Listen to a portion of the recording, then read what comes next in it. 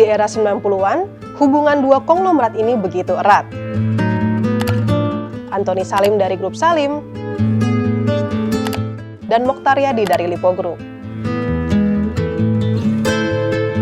Kemitraan keduanya sangat strategis. Salim punya kursi di Lipo Bank, sedangkan Lipo punya saham di BCA. Dua entitas bisnis paling moncer dari kedua gergasi itu. Tapi pada awal Mei 1992, dua taipan ini sepakat untuk pisah ranjang. Masing-masing melepas sahamnya dan fokus kembali ke perusahaan keluarga. Lantas, bagaimana jalinan bisnis kedua korporasi ini bermula dan berakhir? Inilah Historia Bisnis.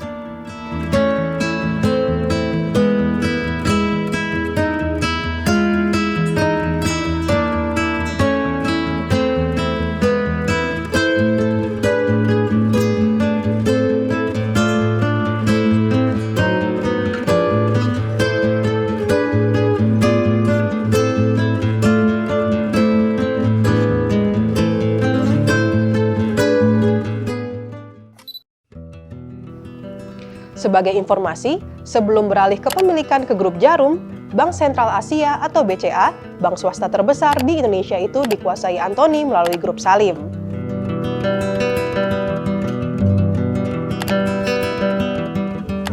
Sementara itu, Mokhtar Yadi adalah bos Lipo Group yang mengendalikan Lipo Bank, bank swasta besar lainnya yang tengah tumbuh pesat kala itu. Menariknya, mereka tak berjalan sendiri-sendiri. Salim masuk kandang Lipo melalui kursi komisaris Lipo Bank, sekaligus mengempit saham 1,5 lembar atau setara 3,16%. Sebaliknya, Mokhtar Yadi juga berkantor di BCA. Mokhtar memegang 3,5% saham di BCA atau senilai 10,5 miliar rupiah dan juga duduk di jajaran manajemen dan komisaris BCA. Tak hanya di perbankan, Salim mengantongi kepemilikan di proyek-proyek properti Lipo.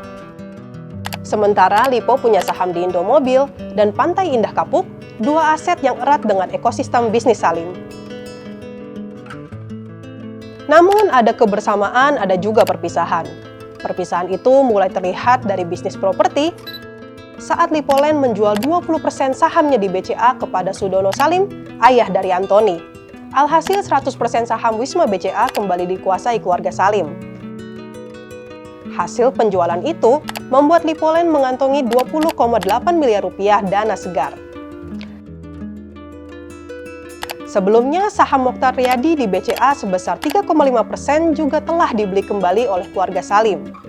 Kemudian tibalah hari di mana keduanya resmi berpisah. Pada 5 Mei 1992, melalui RUPS Lipo Bank, Antoni Salim mengumumkan pengunduran dirinya dari kursi komisaris bank tersebut. Menurut Laksamana Soekardi, Direktur Lipo Bank saat itu, mundurnya Antoni tak mempengaruhi kepemilikan sahamnya di perusahaan. Tak lama berselang, Mokhtar Yadi juga mengundurkan diri dari jajaran manajemen dan komisaris BCA. Alhasil sudah tak ada perwakilan kedua konglomerat itu di masing-masing perseroan. Tapi yang jadi pertanyaan, apa alasan baliknya? Abdullah Ali, Presiden Direktur BCA saat itu, mengatakan keputusan ini bukan berdasarkan perselisihan, namun murni keputusan bisnis. Antoni dan Mokhtar sama-sama ingin fokus pada kerajaan bisnisnya sendiri. Pernyataan ini masuk akal.